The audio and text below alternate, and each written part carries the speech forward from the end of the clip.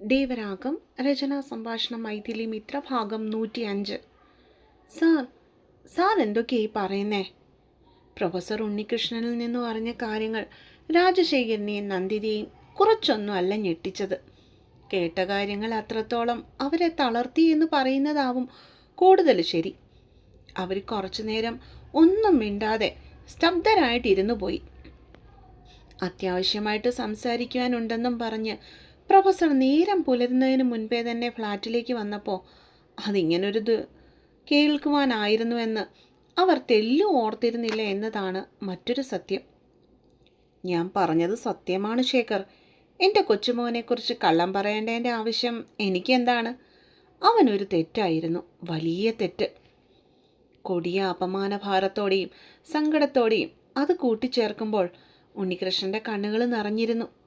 ഭൂമിയിൽ തനിക്ക് സ്വന്തമെന്ന് പറയാനുള്ള ആകെയുള്ള അവശേഷിപ്പാണ് തൻ്റെ ദീപക് എന്ന കൊച്ചുമകൻ.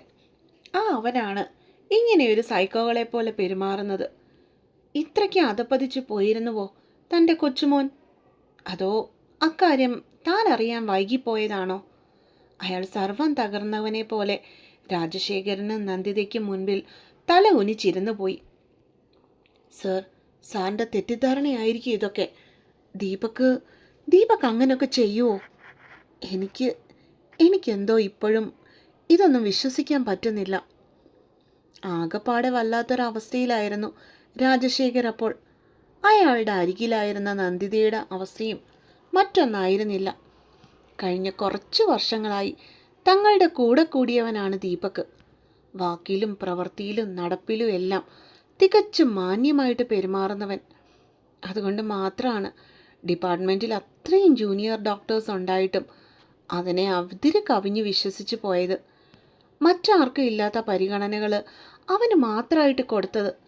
വീട്ടിൽ വരാനുള്ള അനുവാദം പോലും താൻ അവന് കൊടുത്തിരുന്നു. സ്വന്തം മകളെക്കാട്ടിലും സ്ഥാനം അവന് തൻ്റെ ജീവിതത്തിലുണ്ടായിരുന്നു. ആ ഒരു ഭാവൻ്റെ ഭാഗത്തു നിന്ന് ഇങ്ങനെയൊരു ചതി നന്ദിതയ്ക്ക് തല പെരുത്തു തുടങ്ങിയിരുന്നു. നന്ദിത, എല്ലാം കൂട്ടി വായിക്കുമ്പോൾ വൈശാഖിയിൽ എവിടെയൊക്കെയോ ഒരു ശരിയുണ്ടെന്ന് ഇപ്പോൾ എനിക്ക് തോന്നുന്നു. ചിലപ്പോൾ എൻ്റെ കൊച്ചുമകൻ്റെ കാരണമാകാം അവൾ ദൂരെ ഏതോ നാട്ടിൽ പഠിക്കാനായിട്ട് പോയതുപോലും. സൂക്ഷിക്കണം. ദീപയ്ക്ക് ഒരു നന്ദികെട്ടവനാണ്. ഇനിയും അവനെ നിങ്ങൾ വിശ്വസിച്ച് കൂടെ നിർത്തരുത്. ദുർബലമായ ശബ്ദത്തിൽ അത്രയും പറഞ്ഞിട്ട് പ്രൊഫസർ അവരുടെ മുൻപിൽ നിന്നും തളർച്ചയോടെ എഴുന്നേറ്റ് നിന്നു. എന്നിട്ട് വീണ്ടും തുടർന്നു. എല്ലാം അറിഞ്ഞപ്പോൾ നിങ്ങളോട് ഇക്കാര്യം വന്നൊന്ന് സൂചിപ്പിക്കണമെന്ന് എനിക്ക് തോന്നി. നാളെ ചിലപ്പോൾ എനിക്ക് എന്ത് സംഭവിക്കുമെന്നൊന്നും പറയാൻ പറ്റില്ലല്ലോ. ഞാൻ പോകുന്നു. അവൻ അറിയാതെയാണ് ഈ നേരം വെളുക്കുന്നതിന് മുന്നേ തന്നെ ഞാൻ വീട്ടിൽ നിന്ന് ഇറങ്ങിയത്. അവൻ എഴുന്നേൽക്കുന്നതിന് മുന്നേ തന്നെ എനിക്ക് തിരിച്ചു ചെല്ലണം. അവസാനമായിട്ട് അത്രയും പറഞ്ഞിട്ട് തങ്ങളുടെ ഫ്ലാറ്റിൽ നിന്ന് ഇറങ്ങിപ്പോകുന്ന സാറിനെ പിൻവിളി കൊണ്ടൊന്ന് തടയുവാൻ പോലും വൈശാഖിയുടെ അച്ഛനോ അമ്മയ്ക്കോ അപ്പോൾ കഴിഞ്ഞിരുന്നില്ല. അവരെപ്പോഴും അവരുടെ പ്രൊഫസർ പറഞ്ഞറിഞ്ഞ കാര്യങ്ങളുടെ ഞെട്ടലിലായിരുന്നു എന്ന് വേണം പറയുവാൻ. പിന്നെ ഒരു കാര്യം കൂടി പറയാൻ മറന്നു. വൈശാഖിയുടെ കാര്യത്തിൽ നിങ്ങൾക്ക് എവിടേക്കോ തെറ്റുപറ്റിയിട്ടുണ്ട്. അതൊന്ന് നിങ്ങൾ ചെന്ന് അന്വേഷിക്കണം. അവളെ ഒന്ന് ഇനിയെങ്കിലും നിങ്ങൾ കേൾക്കാൻ ശ്രമിക്കണം. ഈ സമയത്ത് പറയാൻ പാടില്ലാത്തതാണ്, എങ്കിലും പറയുക. ലോകത്ത് സ്വന്തം മക്കളെക്കാട്ടിലും ഒരന്യനെ വിശ്വസിച്ചവർ നിങ്ങൾ മാത്രമേ ഉണ്ടാവുള്ളൂ. ആ കുട്ടി അവൾ ദീപക് കാരണം ഒരുപാട് അനുഭവിച്ചിട്ടുണ്ടെന്നാണ് എൻ്റെ മനസ്സ് പറയുന്നത് ശേഖർ. ഫ്ലാറ്റിൻ്റെ മുൻവാതിൽ വരെ പോയ അയാൾ പൊടുന്നനെ തിരിഞ്ഞു നിന്നുകൊണ്ട് ഹാളിലെ സെറ്റിയിലിരിക്കുന്ന രാജശേഖരനോടും നന്ദിതയോടും അത്രയും കൂടി പറഞ്ഞിട്ട് അവിടെ നിന്ന് ഇറങ്ങി നടന്നു. അതും വിറയ്ക്കുന്ന കാൽവയ്പ്പുകളോടെ. നമുക്ക് തെറ്റുപറ്റിയോ നന്ദിതേ? ആദ്യമായി അയാൾ മറുത്തു ചിന്തിച്ചു. നന്ദിത ഒരു ഞെട്ടലോടെ അയാളെ ഉറ്റുനോക്കി. സർ. അതിരാവിലെ തന്നെ വൈശാഖിയുടെ ശബ്ദം ഫോണിൽ കൂടി കേട്ടതും മഹാദേവൻ്റെ ചുണ്ടിലൊരു ചിരിയുണ്ടായി.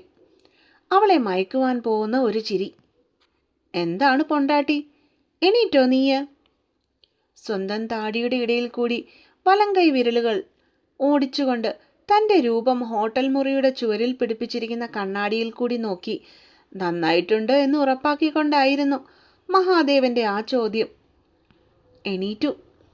അവൾ മെല്ലെ ഉറക്കച്ചടവോടെ പറഞ്ഞു, എങ്കിലേ എഴുന്നേറ്റ് കോളേജിൽ പോകാൻ വേണ്ടി നോക്കരുതോ? അവനൊട്ടൊരു കുറുമ്പോടെ ചോദിച്ചു. ഇന്ന് ഞാൻ കോളേജിൽ പോണില്ല. പെണ്ണിൽ നിന്നും മറുപടി വരാൻ ഒരു നിമിഷം പോലും വേണ്ടി വന്നില്ല. അതെന്തേ? പോകാതിരിക്കാൻ എന്താ കാരണം? ചെക്കൻ്റെ നെറ്റി ചുളിഞ്ഞു. എനിക്ക് വയ്യ ഇന്ന് പോകാൻ. ഞാൻ സാറ് വന്നിട്ടേ ഇനി പോകുന്നുള്ളൂ. അവൾ ചിണുങ്ങി. ഒരൊറ്റ എണ്ണം വെച്ച് തന്നാ ഉണ്ടല്ലോ. മടി പിടിച്ചിരിക്കാതെ കോളേജിൽ പോകാൻ നോക്ക് വൈശാഖി. അവൻ അവളെ വഴക്കു പറഞ്ഞു. സാർ പ്ലീസ്, ഇന്നൊരു ദിവസത്തേക്ക് ഞാൻ പോവില്ല. എനിക്ക് വയ്യ. അവളുടെ ചിണുങ്ങലുകൾ കേട്ടപ്പോൾ പിന്നീട് മഹാദേവനും ഒന്നും പറയാൻ തോന്നിയില്ല. ആ, നിന്റെ ഇഷ്ടം, അവൻ അത്രമാത്രം പറഞ്ഞു. സാർ. ഇത്തിരി നേരം കഴിഞ്ഞതും വൈശാഖി വീണ്ടും വിളിച്ചു. എന്താടി? അവനൊരു ഈണത്തിൽ തിരക്കി. എന്നാ വരുന്നേ?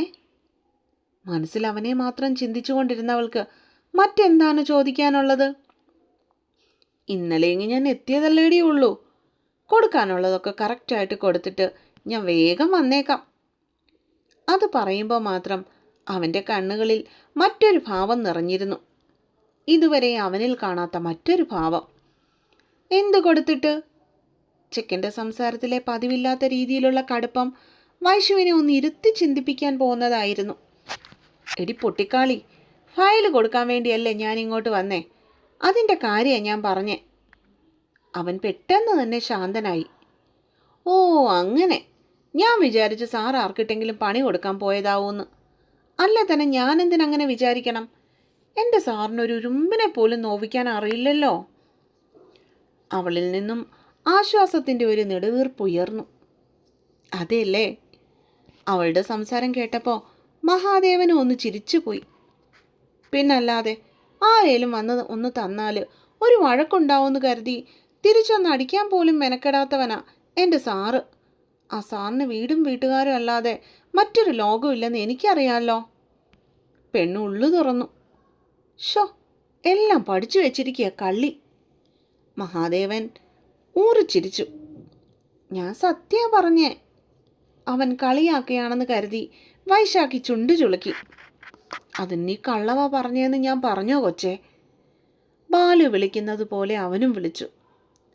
അവൻ്റെ ആ കൊച്ചെ വിളി കേട്ടിട്ടാവണം മറുവശത്ത് നിന്ന് കുപ്പി വളച്ചിരിക്കുന്നത് പോലെയുള്ള ഒരു ചിരി മഹാദേവൻ്റെ ചെവിയിൽ വന്നു പതിച്ചു. അതെ, എഴുന്നേറ്റ് പോയി കുളിക്ക്. എന്നിട്ട് വല്ലതും കഴിക്കാൻ നോക്ക്. ഞാനേ രാവിലെ ഇത്തിരി തിരക്കിലായിരിക്കും.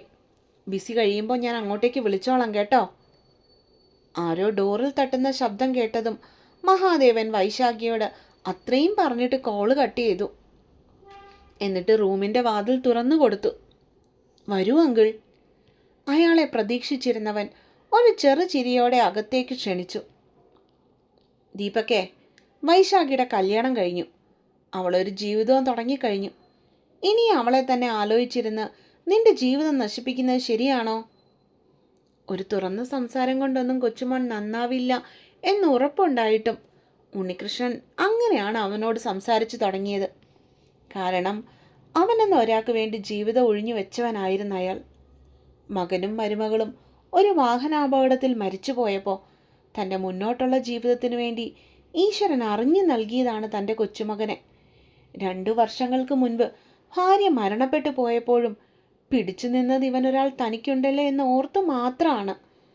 അവൻ്റെ വഴിതെറ്റിയ ജീവിതത്തെ തിരിച്ചു പിടിക്കാൻ അയാളിലെ മുത്തശ്ശൻ വല്ലാതെ ആഗ്രഹിച്ചു പോയി എന്നതിൽ തെറ്റു പറയാനൊക്കില്ലല്ലോ. മുത്തശ്ശൻ എന്താണ് ഈ പറയുന്നേ?